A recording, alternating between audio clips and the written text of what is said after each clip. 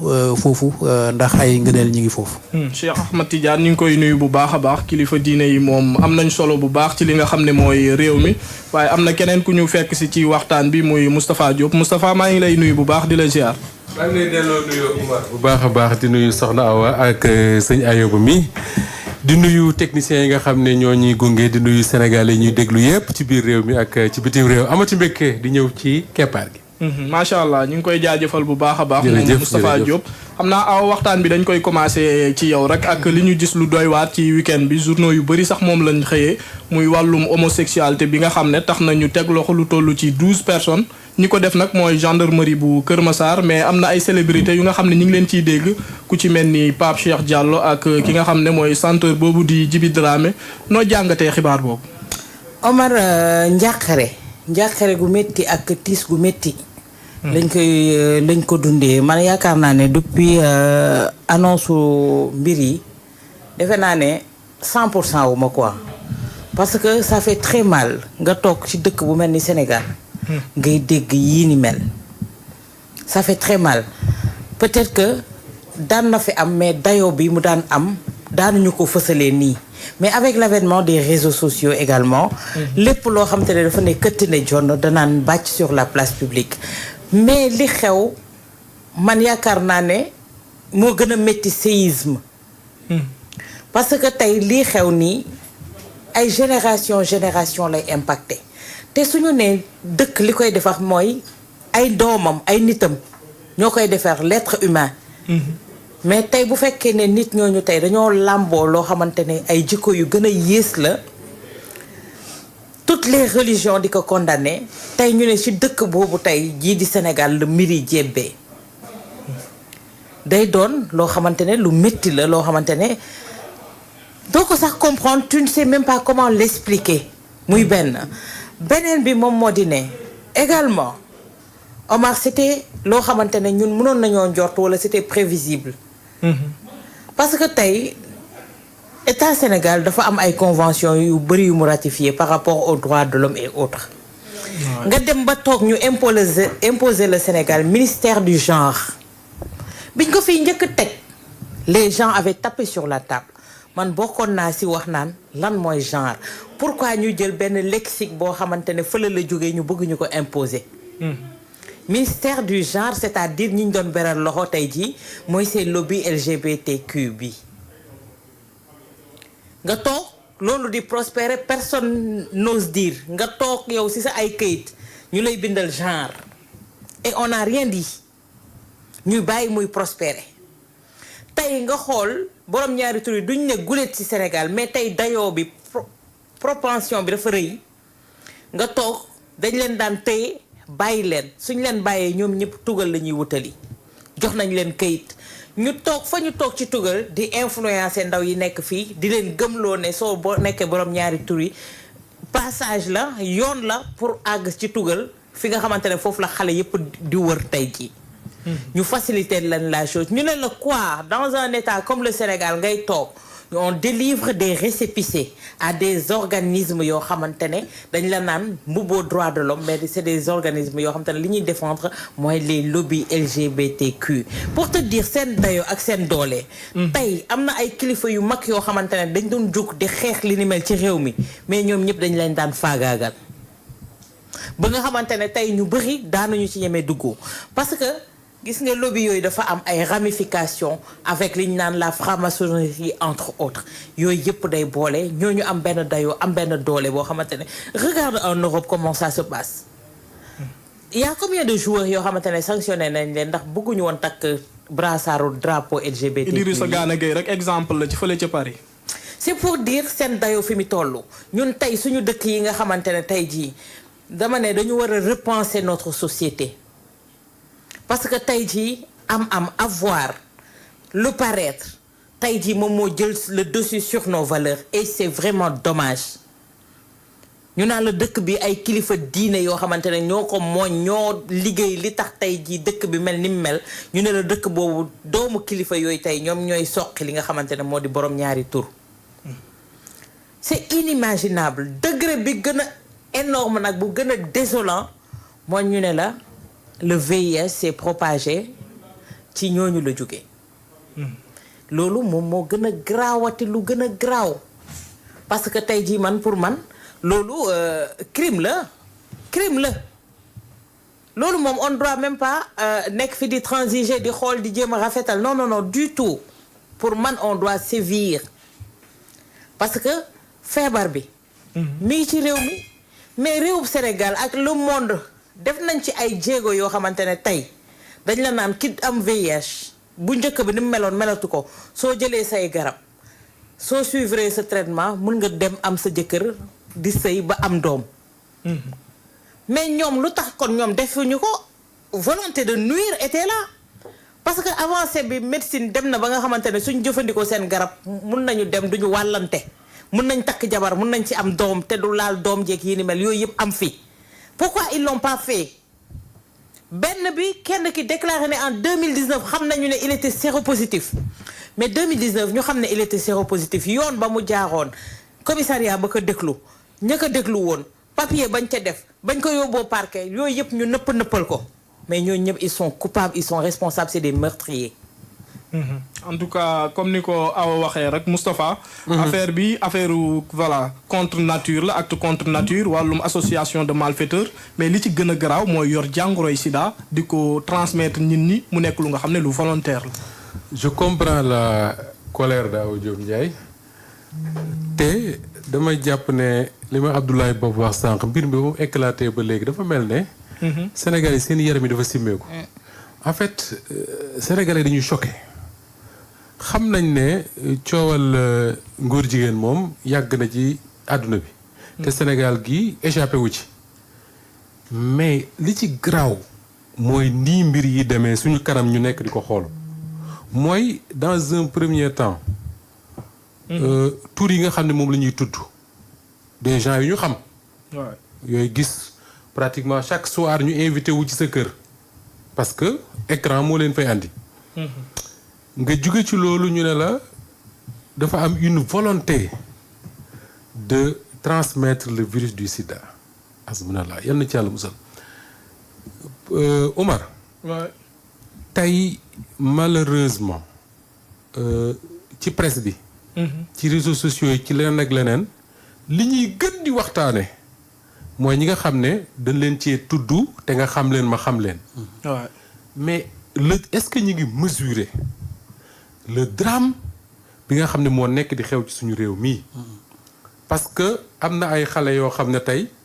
danañ dund ak feebaru sida pour le reste de leur vie am na ay jigéen yoo xam ne elles n'ont demandé rien à personne dañoo dem rek di sëy te yàlla tax suñu deful ndànk dinañ dund ak virusu sida pour le reste de leur vie kon daal bombe sanitaire la mais yooyu foofu lañ jëm am na ay nit ay jigéen ki góor yoo xam ne xëy na fréquenté nañ kenn ku fréquenté personne ne sait est-ce que ñun ñu ngi mesurer drame bi loolu di créer am na tey ay xale yoo xam ne ñu ngi toll xëy na ci 10 ans 15 ans peut-être moins lii di xew ñu koy dégg da leen di traumatiser à jamais parce que xale contrairement à ce qu'on pense bu seen papa amee yenn tur yi bu ñu waxee ci ñoom bu ñu demee école xam nañ nan lañ leen di xoole xam na nan lañ leen di gisee c'est un drame boo xam ne kenn xamul fan la nar a yem et man je pense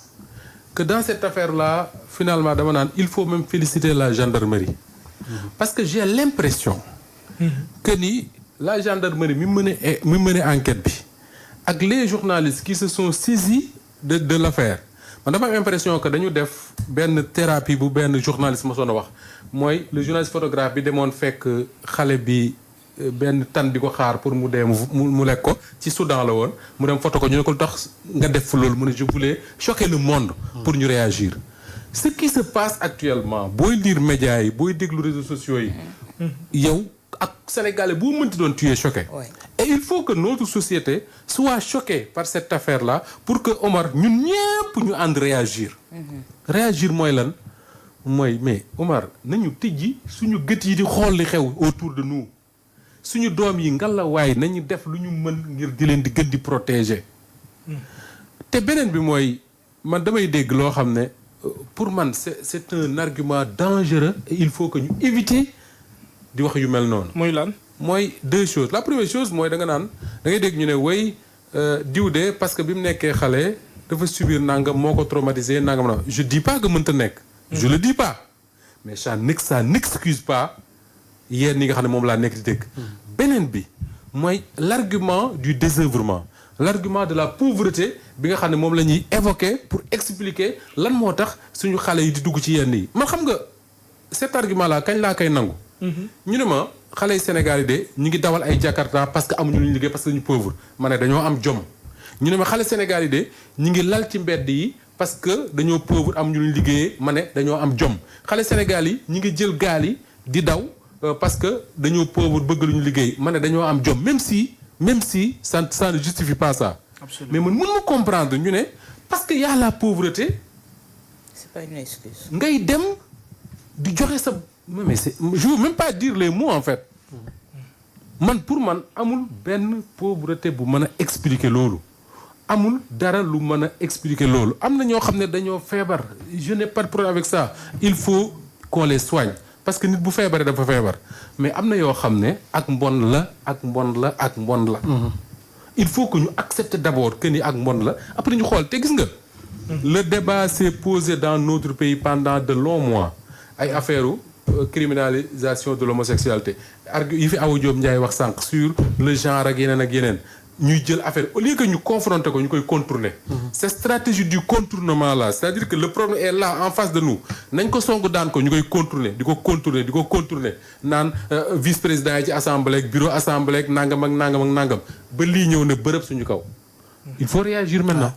il faut réagir mënta ñàkk. ci réaction boobu sax laa bëgg ñëw ak ayo ba autorités yi lañ war a def ci mbir mi suñ xamee que ñu ci bëri ci ñoom amul du ñàkk ñu nga xam ne malheureusement dinañ sekk ak ñoom te mi ngi gën di continuer ci li nga xam ne mooy biir dëkk bi. mooy li Moustapha wax léegi c'est-à-dire nous sommes en face d'un problème de santé publique nous sommes en face d'un problème de santé publique boo xamante ni conséquences yi ñu nattuñu ko. parce que dañu nekk ci benn dëkk boo xamante ni. boo fi amee jàngoro boobu ñu naan jàngoro sida ni ñu lay xoolee ak ni ñuy xoolee ñeneen ñi bokkuñu loolu dafay rendre difficile voire impossible partage bi nga xamante ni ñi nga xamante ni yor nañ jàngoro bi war nañ koo def pour ñu mën leen a aar ci seen bopp mën leen aar it ci ñeneen ñi nga xamante ni ñoom ñooy seen entourage ci dëkk boobu lañu nekk moo tax yëf yi c'est très très très très très très complexe li tax mooy depuis 2017 la commencé en fait. réseau bi. depuis 2017 la commencé xam nga loolu moo complexe ci affaire bi. depuis 2017 Pierre Robert mi ngi entretenir un réseau pédocriminel international mu nekk ca France di jaabante France ak Sénégal ak yeneen dëkk Afrique di entretenir ay nit nu mu tuddee ay formateurs ñu leen tuddee ay formateurs sexuels la ñu leen tuddee. ñuy transmettre virus bi di tëddee ay gone yoo xamante ni ils sont âgés entre 5 ans et 17 ans di tëddee ay mag di leen transmettre volontairement le virus di leen vidéo leen di ay vidéo dañuy wax la pédopornographie vidéo à caractère pornographique justice française bi mu le 1er avril 2025 bi ñu arrêté kii nga xamante ni mooy Pierre Robert te lii nga xamante ni lee woon ne yëf yi dafa graaw mooy ñaari structure française yi nga xamante ni ñoom ñoo def enquête bi mooy OFMIN office des mineurs ak office de répression de trafic d'êtres humains ñaari structure yooyu ñoom ñoo sooke enquête bi pendant plusieurs mois balaa ñuy arrêté Pierre Robert le 1er avril 2025 su office des mineurs duggee mooy ay xale yu ndaw yoo xamante ni amuñu défense la ñuy tooñ trafic d'êtres humains mooy comme li ma la wax jël ay nit def leen ay esclaves sexuels donc depuis 2017 réseau boobu mi ngi am diggante France ak Sénégal ak yeneen dëkk Afrique ba ñu constitué ba ñu découvrir justice française découvrir ci 50 000 vidéos 50 000 vidéos yoo xam ne yépp yii dañuy yàqataan ay xale ñii dañuy tëddee seen moromu góor leen transmettre virus bi di ko yónnee Pierre Robert mi nga xamante ni moom loolu nee nañ moom moo koy yóbbu ci mbégte moom moo koy bégal donc c'est un riche homme d'affaires français bi nga xamante ni mi ngi Beauvais c'est à 75 kilomètres de Paris yor na fa ay immeuble yor na fa ay restaurant yor na fa ay hôtel et cetera am ay complices yoo xamante ni ñoom la doon liggéeyal kenn ki ràññee nañ ko muy André Bernard ràññee nañ ko ci ay organiser ay élection Mister maanaam ay góor yu gën a rafet ak yooyu noonu libéré nañ ko d'ailleurs le 12 août 2025 mettre ko sous contrôle judiciaire bi justice française defee commission rogatoire bi laaj seeni naataangoo sénégalais pour ñu ubbi l'enquête yëf yi ci la ci waa Sénégal jot donc loolu ñun mi ngi xew ci suñu dëkk depuis 2017. te xamuñu ci dara. c'est-à-dire bu justice français defu woon commission rogatoire ñun mënoon nañ ci bañ a jot. ba DIC ubbi l'enquête ba section de recherche ubbi l'enquête ba tey jii gendarmerie def ci liggéey bi mu ci def ak DIC liggéey bi mu ci def ba ñu mën a teg loxo ñii xam ni ñoo doon def ñaawteef yii. kon aywa su ma la déggee cëslaay gi ci dossier bi nga xam ne DIC yor na ko ak bu gendarmerie bi mi ngi jógee ci France. mi ngi jógee France ci lépp Pierre Robert la Pierre Robert mooy la source principale. parce que boo jógee bu gendarmerie bi ak bu DIC bi yëpp. c'est la même source Pierre Robert la. moo yor réseau international de pédocriminalité boo xamante ni tey jii depuis France la ko doon doxale jàpp bi ñu ko jàpp ak commission rogatoire bi moo indi tey jii ñu ubbi enquête ba teg loxo ñii bi ñu leen tegee loxo ci lañ xam ni ñii ci réseau bi lañ bokkoon.